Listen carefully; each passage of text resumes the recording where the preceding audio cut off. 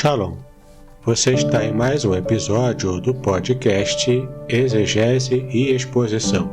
Eu sou Davidson Bignon, eu sou mestre em Ciências da Religião, professor de Exegese Bíblica no Seminário Teológico, sou pastor congregacional e também publisher editorial.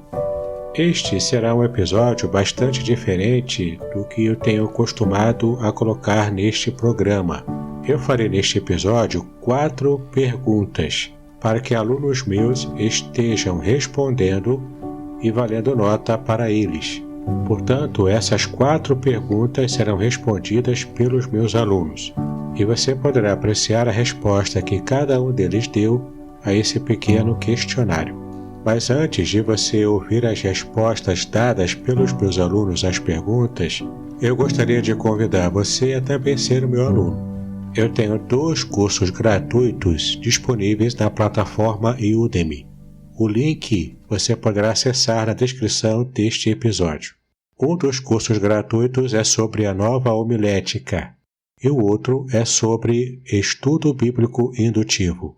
Eu tenho a certeza de que você muito aproveitará.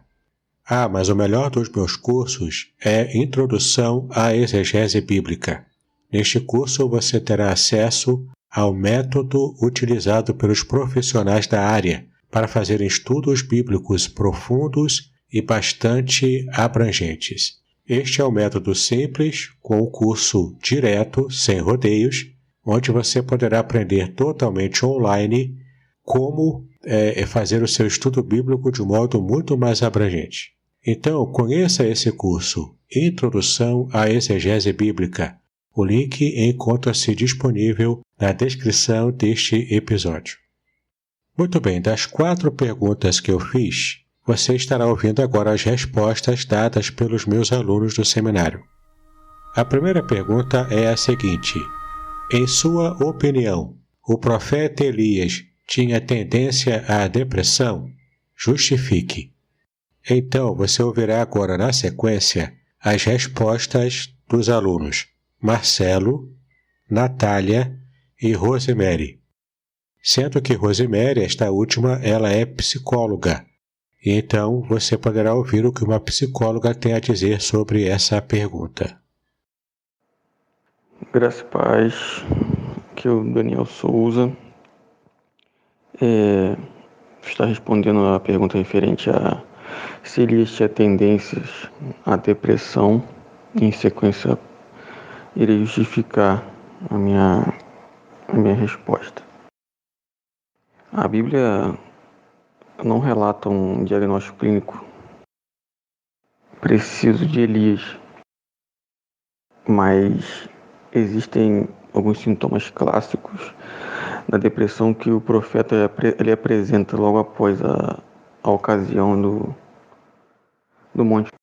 Em especial um desses sintomas é um sintoma clássico de uma depressão profunda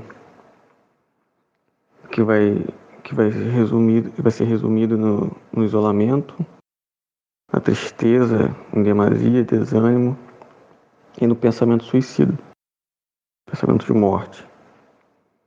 E assim que ocorre o mandado de morte da parte de Jezebel a Elias, ele se isola, ele sai dos arredores da cidade e se isola. E com grande tristeza, no capítulo 19, no versículo 4, ele, debaixo de um zimbro, ele pede para si a morte. Pede para Deus tomar agora a sua alma. Seria um sintoma clássico de uma depressão já agravada, profunda. Em sequência com a sua retirada para a caverna, ele fica ali muito desanimado, tanto que o Senhor envia alimento para ele e mesmo assim ele come e volta a dormir. Mais de uma vez, isso também é um sintoma que na psicologia é um agravante de depressão. O sono ou o excesso de sono, ou a falta de sono também é caracterizado com a depressão. Então, a resposta é sim, em relação às tendências de Elias. E a justificativa seria acerca de todos esses sintomas que ele vive em relação à depressão, como o isolamento, a tristeza, o pensamento de morte e o excesso de desânimo. A minha pergunta foi se o profeta Elias tinha tendência a ter depressão. Eu li aqui os capítulos de 1 Reis e vi que o profeta Elias ele era muito usado por Deus, combateu, logo depois que ele combateu os profetas ali e matou os profetas de Baal, o rei Acabe passou a mensagem para Jezabel e Jezabel mandou um decreto para matar Elias. E aí ele se esconde, vai para um lugar escondido e lá ele é alimentado por eu não lembro se é um anjo que Deus envia para alimentar Elias. Só que ali ele fica muito mal e ali nesse lugar ele até pede a morte porque ele sentiu uma decepção, uma profunda decepção. Foi o que eu já pesquisei aqui, foi o que eu vi também, pelo que eu vi em relação ao texto.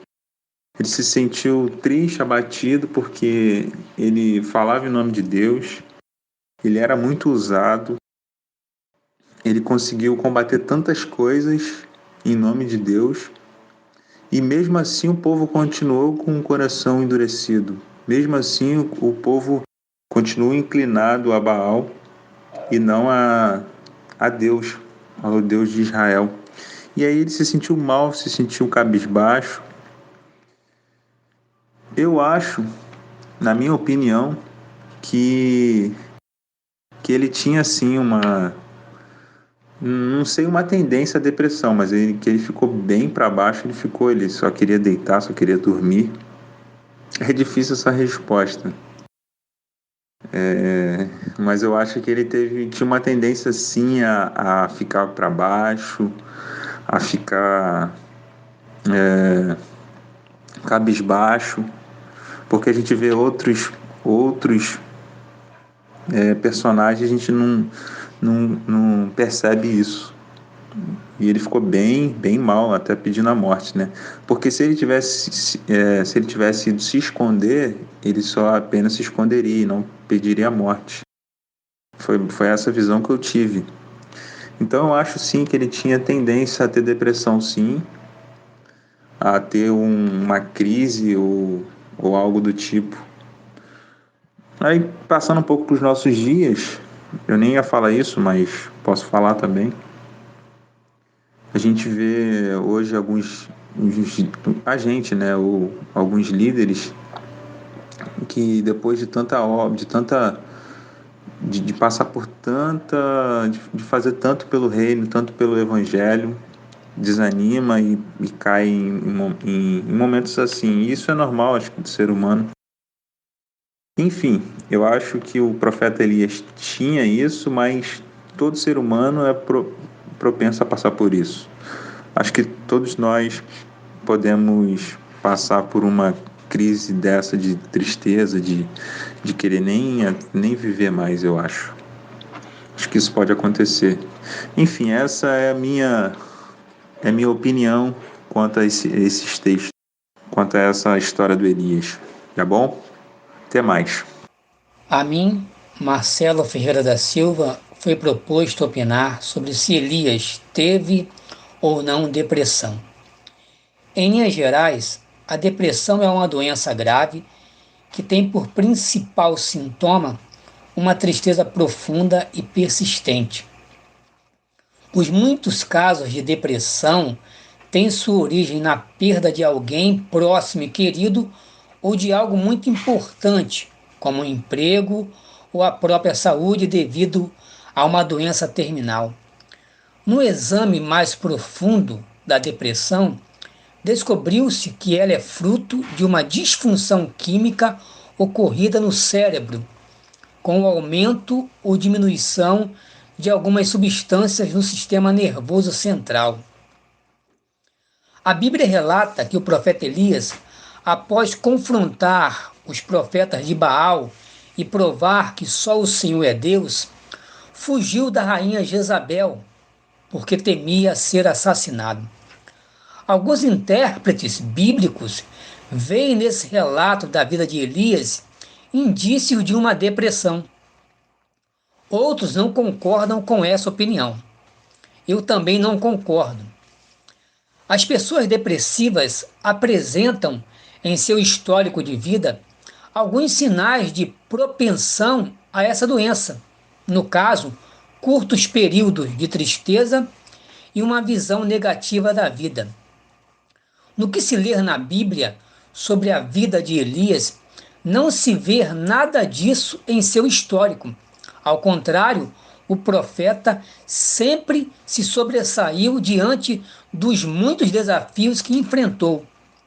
Também não lemos na Bíblia que ele tenha perdido alguém ou algo muito querido.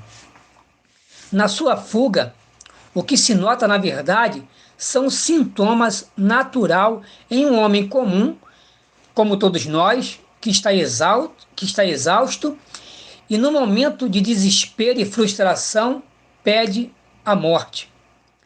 Mas essa situação não o desqualificou como profeta. Ao contrário, nesse momento tão difícil, o próprio Deus se fez presente, animando ao seu servo. Graça e paz. Meu nome é Natália Dias, aluna do Seminário Teológico Congregacional de Niterói. Eu vou responder a pergunta: em sua opinião, o profeta Elias tinha tendência à depressão? E justificar. Segundo a Organização Mundial da Saúde, a depressão é um transtorno mental caracterizado por tristeza persistente. Suas causas são várias, como problemas médicos ligados a outras doenças, pecados, ação demoníaca, ações endógenas que estão ligadas ao físico, ao orgânico, e as ações reativas que provêm de algum gatilho, como por exemplo um acontecimento estressante ou um trauma. A Bíblia, ela não usa o termo depressão em suas páginas, mas ao analisar o estado de Elias após a ameaça feita por Jezabel em 1 Reis, capítulo 19, versículo 2, é possível perceber alguns sintomas provenientes da depressão. Após os acontecimentos de 1 Reis, capítulo 18, versículo 36 ao 41, onde o fogo do Senhor caiu dos céus e Elias matou os sacerdotes de Baal, Jezabel, em sua ira, envia um mensageiro dizendo que faria com Elias o mesmo que ele fez com os sacerdotes. E nesse momento, a depressão de Elias parece ter começado. Ele criou expectativas de que Acabe e Jezabel se curvariam diante do poder de Deus, mas ao invés de reconhecer o poder de Deus, Jezabel prometeu matar. Então, frustrado e decepcionado, ele foge para o deserto e lá pede por sua morte, dizendo não ser melhor que seus antepassados. E é nesse momento que nós podemos perceber a falta de esperança que assola a mente de Elias. Ou seja, diante das expectativas não alcançadas, Elias se isolou com medo e, tirando os olhos de Deus, os colocou nas circunstâncias, o que causou nele grande tristeza, melancolia persistente, perda de energia, inquietude, angústia, uma sensação de que não valia nada e uma aflição tão grande que o levou a desejar morrer. Então, na minha opinião, Elias tinha tendência à depressão e a frustração foi o gatilho que a desenvolveu na sua vida. Boa tarde. A minha questão é opinar se o profeta Elias tinha tendência à depressão e justificar. Bom, eu vou ler aqui a minha resposta. Falar de depressão ainda é complicado, porque é um mal que ainda hoje é cercado de tabus e mistérios, desde suas causas até a extensão de seu impacto no doente. Todos os seres humanos, em algum momento de suas vidas, passam por momentos de grande tristeza que podem deixá-los deprimidos. Esse tipo de tristeza transitória é acertadamente distinguido pelos especialistas do tipo patológico, crônico e recorrente. As pessoas que não possuem depressão acabam superando a tristeza e a aflição. Já aquelas que sofrem de depressão permanecem constantemente afligidas. Alguns estudiosos defendem que não há elementos suficientes no texto bíblico que indiquem de forma incontestável um quadro clínico de depressão em Elias.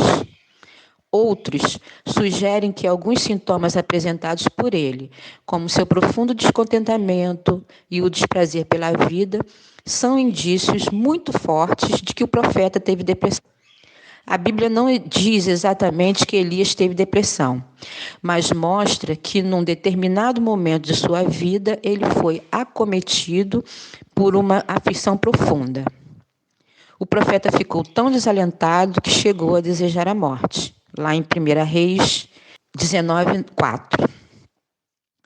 Os estudiosos que defendem que não há elementos suficientes no texto bíblico para indicar uma depressão em Elias, sugerem que provavelmente Elias sofreu de uma tristeza transitória, já que nas demais referências bíblicas ele não parece sofrer de tristeza crônica, ou seja, a tristeza de Elias foi de curto prazo.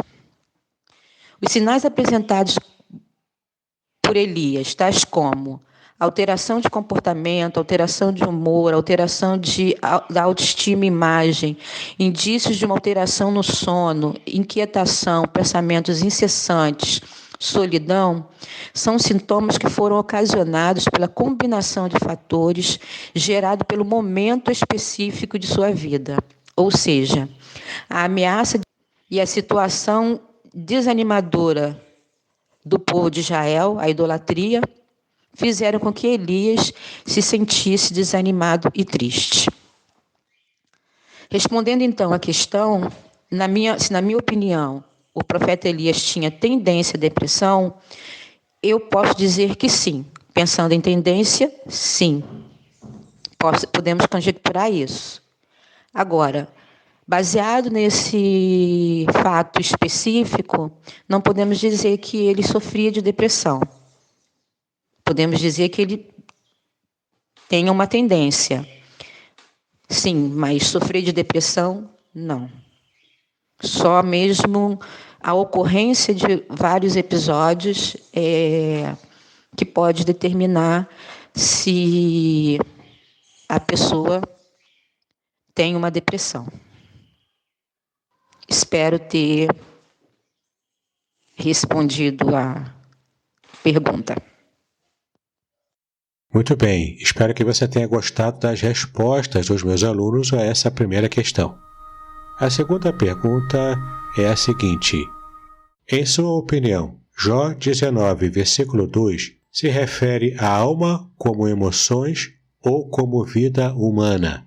Justifique. Você ouvirá agora as respostas dos alunos Jean e Volney. Graça e paz a todos, aqui é o seminarista Jean. Foi-me dada a responsabilidade para responder a seguinte pergunta. Em sua opinião, Jó 19, verso 2, se refere à alma como emoções ou vida humana? Justifique. Bem, eu vou ler primeiramente o texto de Jó, capítulo 19, verso 2, diz o seguinte: até quando afligirás a minha alma e me quebrantareis com palavras? Aqui, alma se refere a emoções. A palavra que aparece no texto para a alma é a palavra nefesh. A palavra nefesh, ela se refere a vários significados, como vida, alma, criatura, pessoa, apetite e mente. No caso dessa passagem de Jó, ele está respondendo a acusações do seu amigo, Bildade. E no caso, ele está sentindo um sentimento muito grande de tristeza.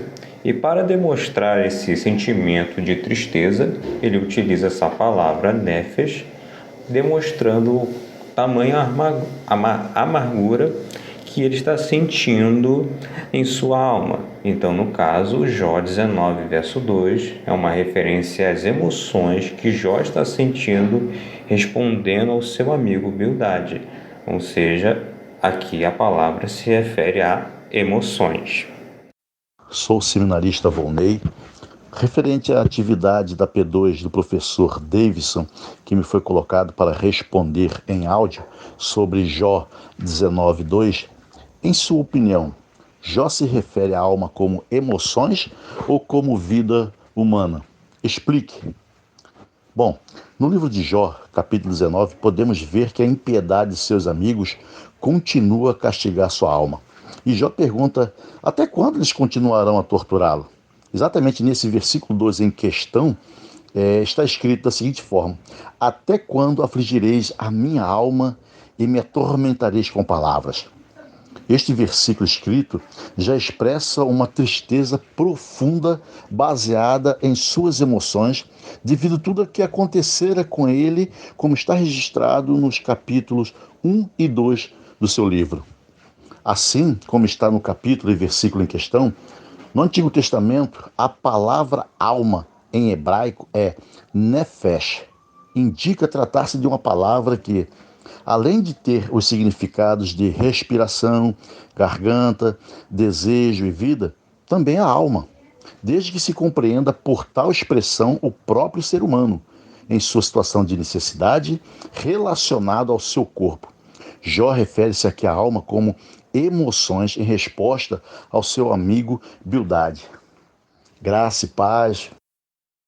Muito bem, espero que você tenha também aproveitado as respostas desses alunos. Vamos agora à terceira pergunta. Em Lucas 18, versículos de 1 a 8, por que o juiz iníquo não queria atender aquela viúva? Por que a pobre mulher insistia tanto? Justifique a sua resposta. E essas respostas serão muito especiais, porque os dois primeiros alunos, o Luiz Henrique e o Pedro Drummond, são advogados. Eles então responderão sobre essa questão usando um pouco do seu expertise nessa área. E o terceiro aluno que também responderá é o Paulo Fernando Baião. Ele ainda não é pastor, mas ele já está à frente de um trabalho de evangelização em uma pequena congregação local. Luiz Henrique Rodrigues da Silva. O texto que vamos trabalhar encontra-se no Evangelho de Lucas, capítulo 18, versículo de 1 a 8, que trata da parábola do juiz iníquo, ou podemos também ser considerada a parábola da viúva persistente ou parábola da mulher persistente.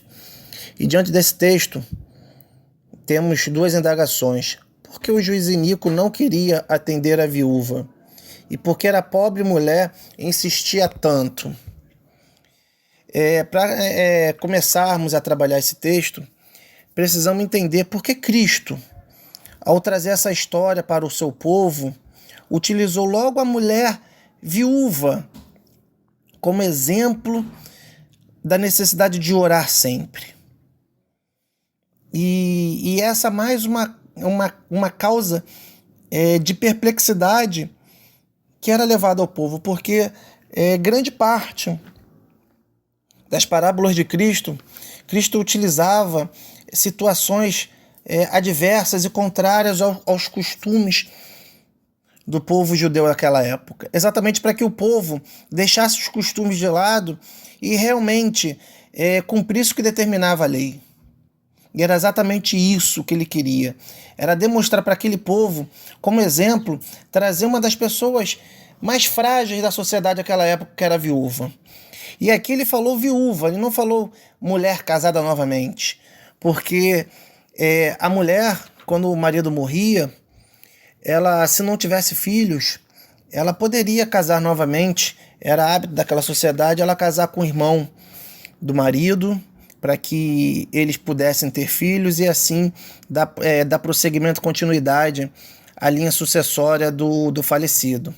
Entretanto, se ela tivesse filhos, durante a sucessão, ela não herdava qualquer tipo de bens, porque esses bens, a herança, passava diretamente para os filhos ou filhas do falecido.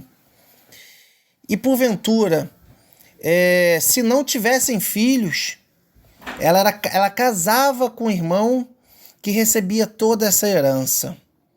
Ou seja, ela ficava completamente desassistida, dependendo ou do novo casamento, ou dependendo da ajuda e do sustento dos filhos. E quando não tinha nenhuma coisa nem outra, ela ficava completamente à margem, porque os pais não recebiam, não poderiam receber, ninguém dava trabalho para a mulher, viúva, e ela vivia apenas das dracmas que recebia a título de dinheiro recebido para o casamento. E quando isso acabava, não tinha outra alternativa, senão esmolar, mendigar e até mesmo se prostituir. Então Cristo utiliza uma das pessoas mais frágeis da sociedade daquela época. Uma mulher, que já não tinha voz naquela sociedade machista, uma mulher viúva, que não tinha o homem, filhos, pais, para poder lhe ajudar no sustento. Contra exatamente um juiz, que era um homem da alta sociedade, um homem de alto cargo, um homem representante do governo. E por que o juiz iníquo não atendia a viúva? Exatamente por causa disso. Porque o texto mostra claramente que esse juiz era um homem egoísta, um homem egocêntrico, um homem que não temia Deus, um homem que não tinha consideração pelas pessoas. E ao contraponto, ele tinha uma pessoa que não tinha nada para lhe oferecer. Ora, se ele, numa alta sociedade, tratando de uma pessoa que não era ninguém, era ralé daquela sociedade, que não tinha nada para oferecer, ou seja, aquele pedido, aquela causa, aquela justiça que ela pleiteava, não tinha qualquer valor para ele. Não iria fazer qualquer diferença no trabalho daquele homem, porque aquela mulher era uma pessoa miserável. E por que mesmo diante dessa negativa, essa pobre mulher insistia tanto no seu pleito? Aqui, Cristo quis demonstrar para o povo à época a necessidade de orar de forma persistente, de não desfalecer, de não desanimar. Devemos perseverar em oração. Essa mulher perseverou em oração.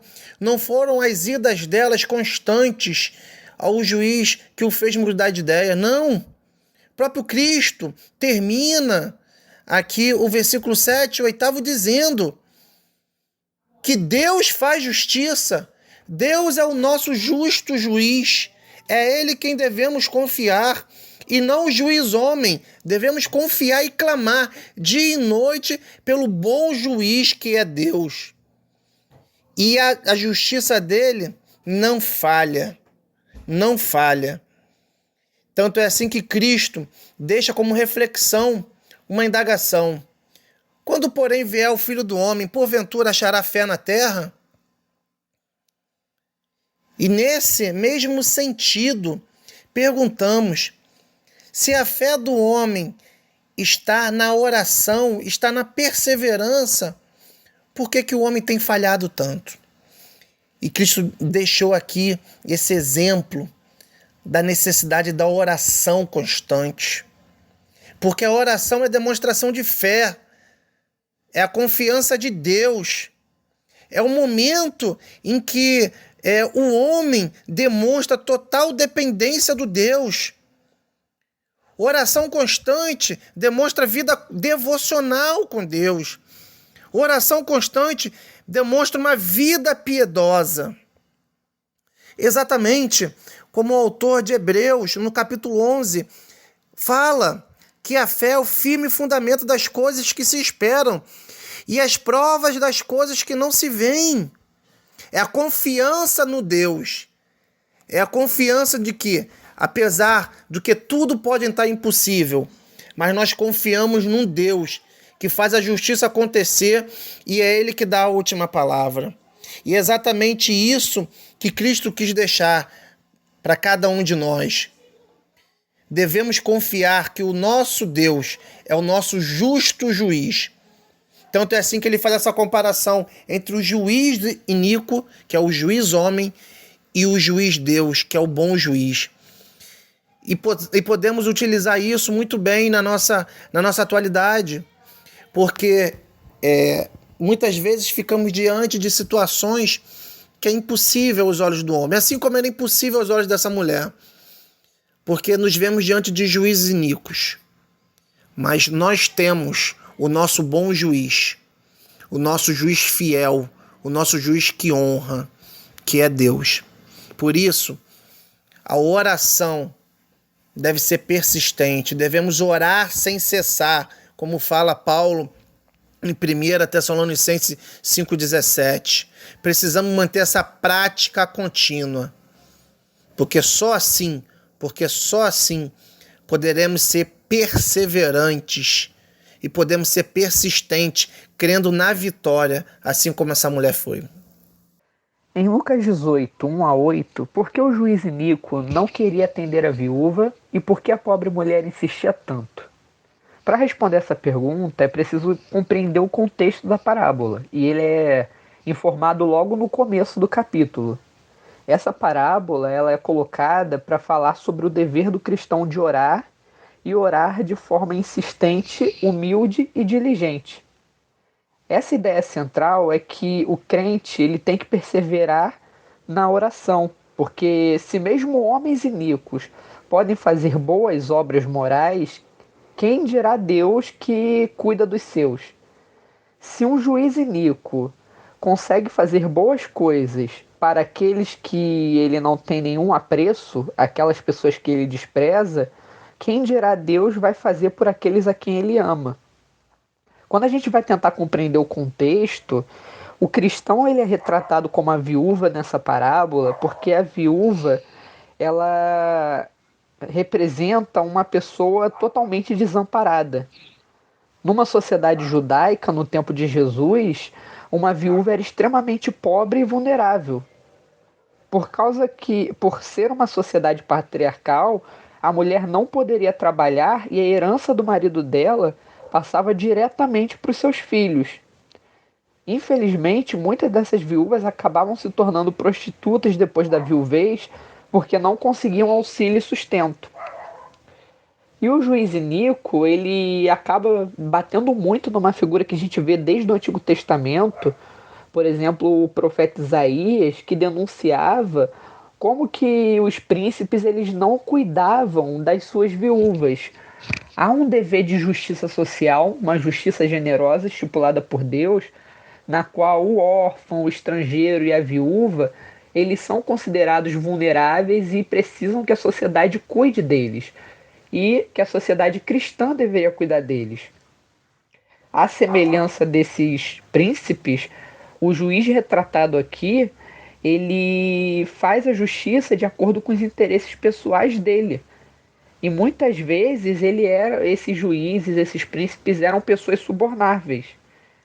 O juiz é um exemplo de um homem que não era religioso ou compassivo, e assim como a maioria daqueles num contexto real, só queria atender as pessoas a quem interessasse ser atendido.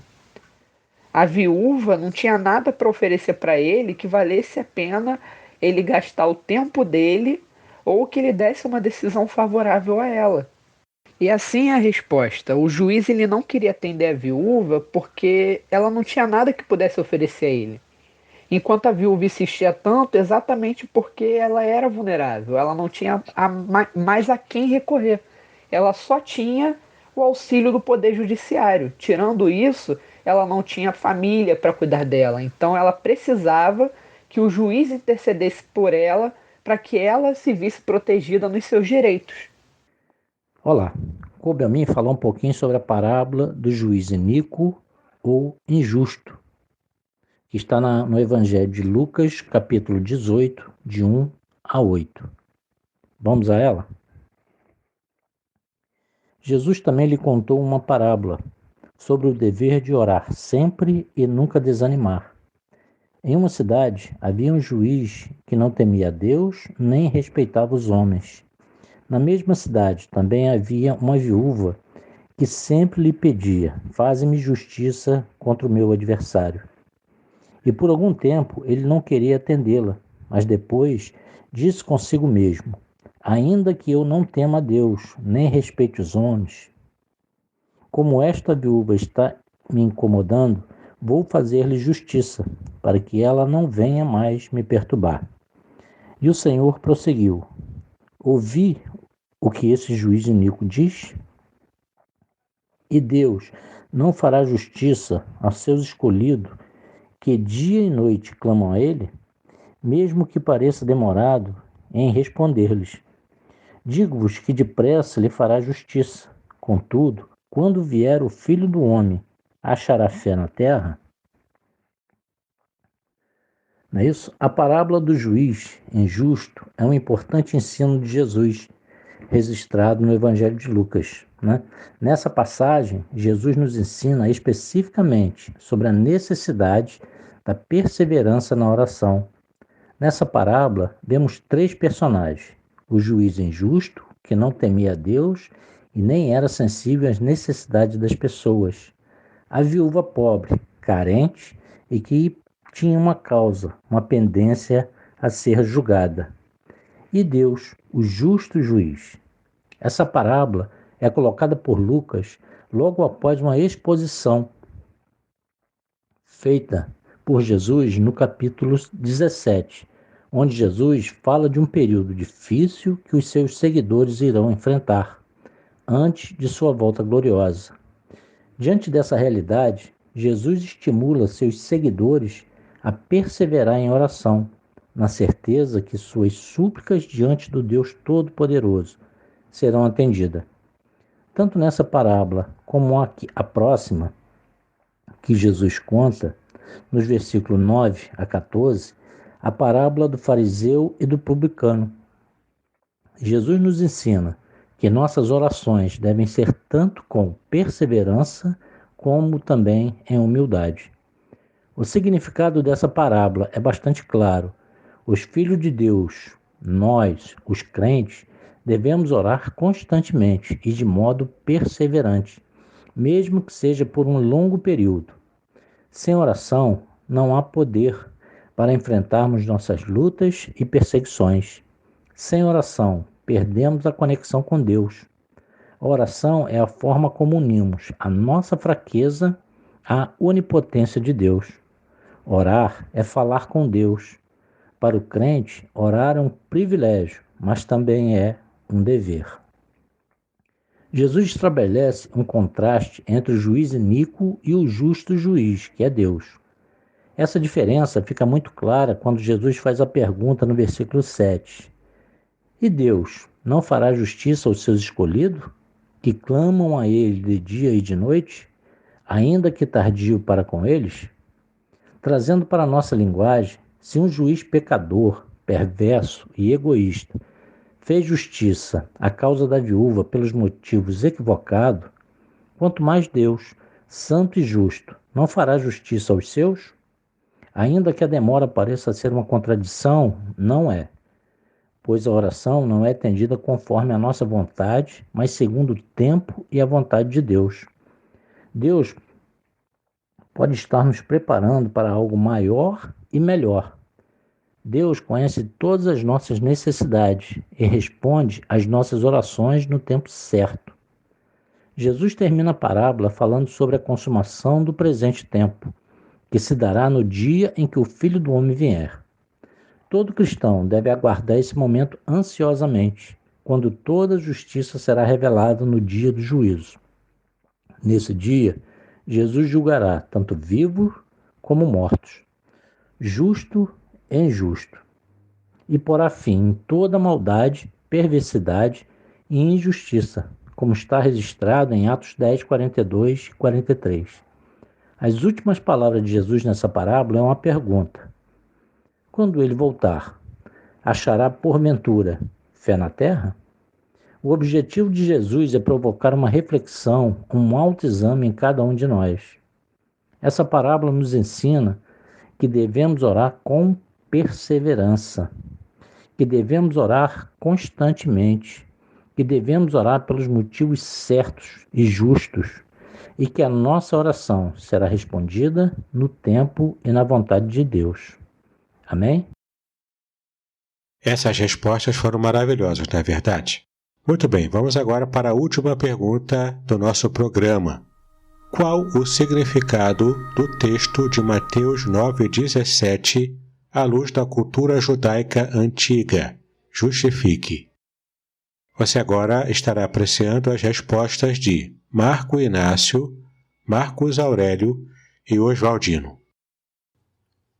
Eu sou o seminarista Marco Inácio da Costa e minha tarefa é dizer qual o significado do texto de Mateus 9,17 à luz da cultura judaica antiga, justificando.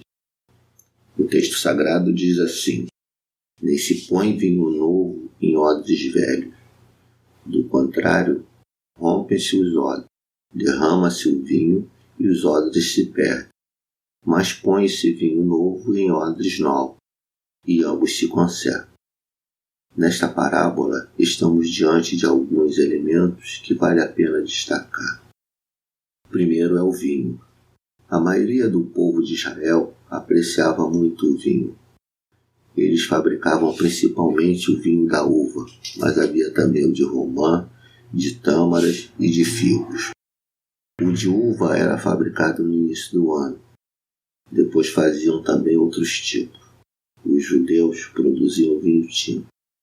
Como não existe um termo para designar vinho branco, é possível que existisse apenas o tinto. Muitos deles viam essa bebida como uma dádiva de Deus. Alguns rabis criam que Deus mesmo havia ensinado a Noé o segredo de fabricação do vinho. As uvas eram colhidas na vinha e deixadas expostas ao sol durante algum tempo para secar um pouco. Com isso, elevava-se o teor de açúcar da fruta. Depois, eles as colocavam em grandes tanques, onde as esmagavam com os pés descalços. Para se equilibrar, os pisadores de uvas costumavam segurar-se numa corda suspensa acima da cabeça e faziam o serviço cantando e gritando. O suco da uva escorria para um tanque menor, onde ficava depositado durante 1 mês e meio para fermentar. Depois de pronto, era colocado em talhas de pedra. O segundo elemento são os odres. Eles referem-se a recipientes de couro, uma espécie de bornal feito de couro de cabra, em que a parte grosseira ficava para o lado de dentro. Se os odres fossem velhos, o vinho novo ao fermentar poderia rasgar o couro, por causa da força da expansão dos gases. Os dois símbolos supracitados querem ensinar a mesma coisa. Não podemos misturar o velho sistema religioso praticado no Antigo Testamento com o novo sistema praticado no Novo Testamento, que se caracteriza por uma religião marcada pela alegria, livre de formalidades, ensinada por Cristo. O antigo sistema religioso se caracterizava pela tristeza e pela humildade, e o jejum era uma justa lembrança ou símbolo dessa espécie de religião. E essa forma não deve ser confundida com a livre expressão da nova forma, para que não lhe sirva de obstáculo. A nova forma deve estar isenta de ritualismo e de outros elementos. Alguns pensam que Jesus simplesmente quis ensinar que os dois aspectos, o antigo e o novo, não devem ser confundidos. O vinho velho é bom, para que experimentar outro?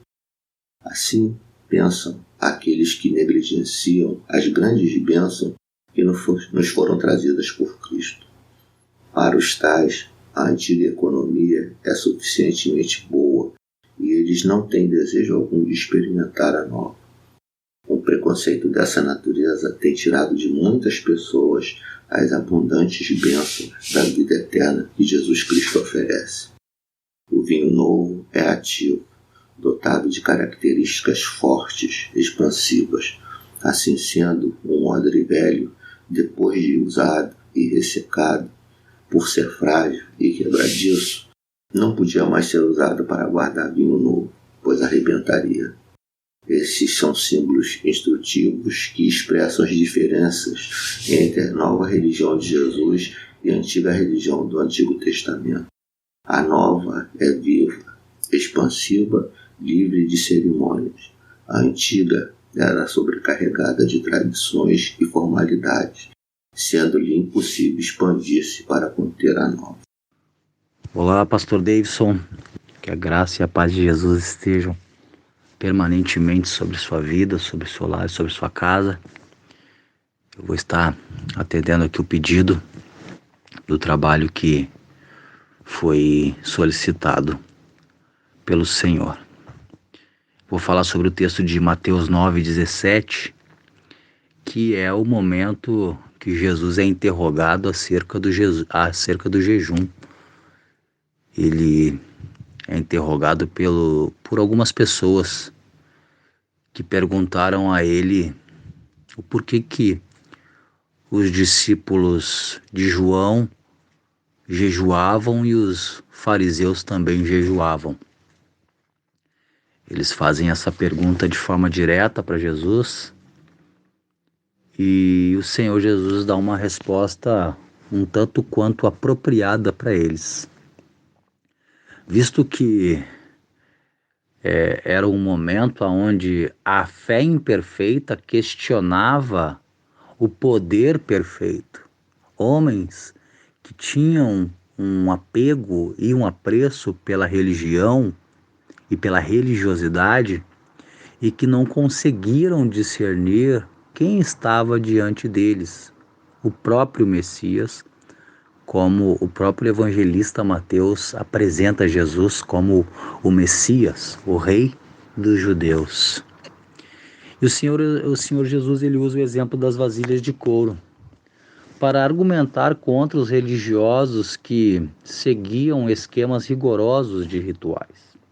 Para os judeus daquele tempo, haviam 3 grandes obrigações na vida religiosa: oração, jejum e esmola. Para os judeus, qualquer coisa que parecesse transgressão das práticas religiosas era jus de punição e castigo. E ao perceberem que Jesus não jejuava, eles questionaram, eles contestaram o comportamento do Senhor Jesus.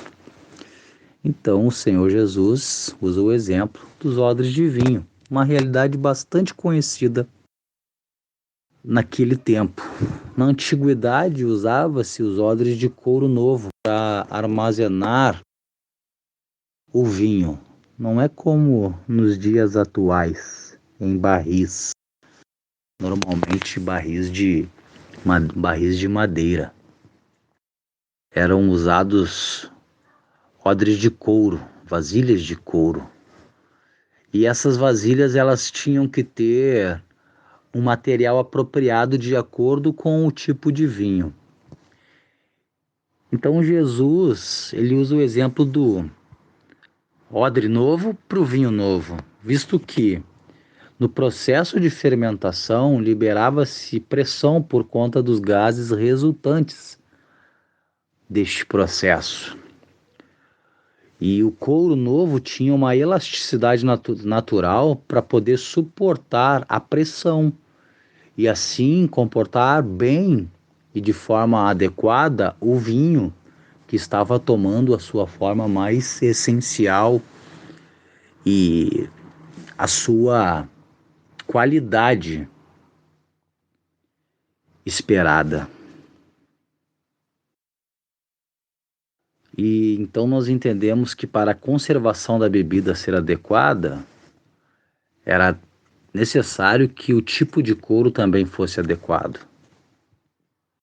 Porque se o vinho fosse colocado em odre de couro velho, ou seja, em vasilhas de couro velho, a pressão dos gases iria estourar a vasilha, por conta da falta de elasticidade daquele tipo de couro já usado, já desgastado pelo tempo, e que, num fim último, não tinha mais elasticidade. A ortodoxia rígida, sem qualquer piedade, não é compatível com a vontade de Deus. E era isso que Jesus queria ensinar. Jesus tinha uma nova concepção de religião. Ele era a própria religião. Ele era o único que verdadeiramente poderia religar, reconciliar o homem com Deus. E baseado nessa abordagem,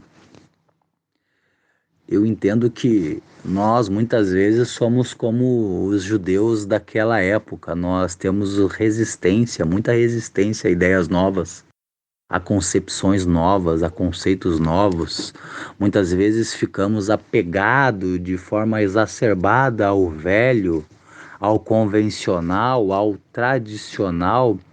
Não que a tradição não seja boa, mas o tradicionalismo sim pode ser extremamente nocivo. Nós temos que procurar buscar em Deus, compreender qual o verdadeiro propósito, qual a verdadeira intenção do Senhor para conosco. Nossas mentes precisam ter elasticidade suficiente para aceitar essa verdade. E a verdade é que Jesus, a graça de Deus manifestada em Jesus Cristo, ela é suficiente para que tenhamos uma vida abundante, uma vida plena, de acordo com o querer do Senhor. Então é isso que eu posso concluir.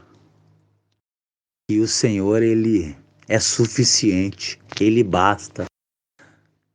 O Senhor Jesus, estando afixado em nossos corações, Ele é suficiente para as nossas vidas, Ele é suficiente para o ser humano.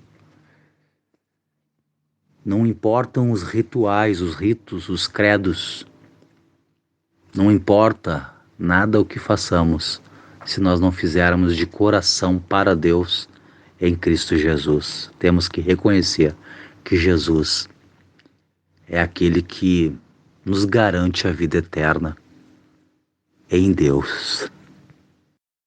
Eu fico por aqui, pastorzão. Mais uma vez, muito obrigado. Deus abençoe. A paz de Cristo, irmãos. Meu nome é Oswaldino Rodrigues. Eu sou aluno do Seminário Teológico Congregacional de Niterói. Eu venho, através deste áudio, responder uma pergunta feita pelo reverendo Davidson, que é a seguinte: qual é o significado no Evangelho de Mateus, capítulo 9, versículo 17, à luz da cultura judaica antiga?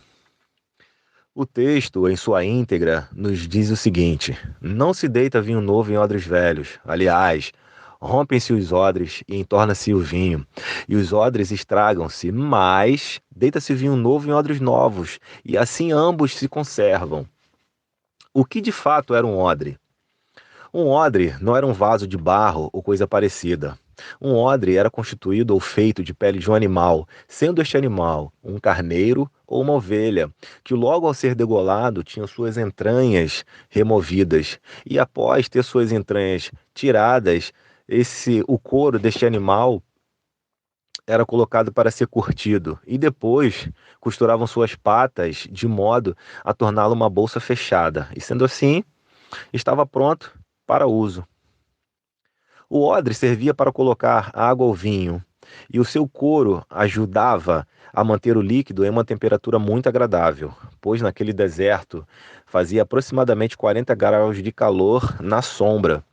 O couro também era de bom manuseio e sem risco de quebrar, diferente dos vasos de barro, que eram pesados para se levar, podendo cair, quebrar e derramar todo o líquido em si. Mas havia também uma situação em que os homens no deserto deveriam ficar muito atentos. Havia um grande detalhe. O detalhe era que o odre ficava velho. Este era o grande detalhe. O odre ficava velho. O vinho novo que Jesus faz referência era um vinho não fermentado. E quando colocava o vinho novo dentro do odre novo, em pouco tempo ocorria um processo de fermentação, no qual era gerado vários gases. E esses gases não faziam mal algum ao couro daquele odre, porque aquele odre era novo. Sendo assim, não se rompiam com as pressões exercidas pelos gases. Diferente do odre velho, quando posto vinho novo no odre velho, aquele processo de fermentação gerava os gases, e logo que aqueles gases eram liberados, eles rompiam o couro daquele odre, fazendo com que o líquido que estava em seu interior se derramasse. Segundo alguns teólogos, essa mensagem de Jesus deveria chegar como vinho novo. E muitas vezes ela chegava como vinho novo verdadeiramente, mas infelizmente ela chegava para as engessadas tradições dos fariseus. E assim sendo, a mensagem de Cristo trazia uma grande ruptura, uma ruptura de conceitos, uma ruptura de ideias, uma ruptura de pensamentos no judaísmo. Quero fazer uma breve aplicação, e é a seguinte: se não tivermos uma mente aberta, uma mente renovada, jamais poderemos acreditar nos feitos do Espírito Santo. Pois a Bíblia é, em muitas instâncias, uma complexa quebra de paradigma, uma complexa quebra de modelo, de padrão. E a gente pode imaginar o seguinte: a Bíblia nos pede para que não roubemos e não adulteremos. Ela também nos pede para buscar em primeiro lugar o reino de Deus e não o nosso próprio interesse. Ela também nos pede para que renunciemos a nossa vida e entregamos a Deus. Isso é completamente na contramão. Vai na contramão de tudo, de muitas teologias e teorias atuais. Eu quero deixar aqui um ponto para a reflexão dos irmãos.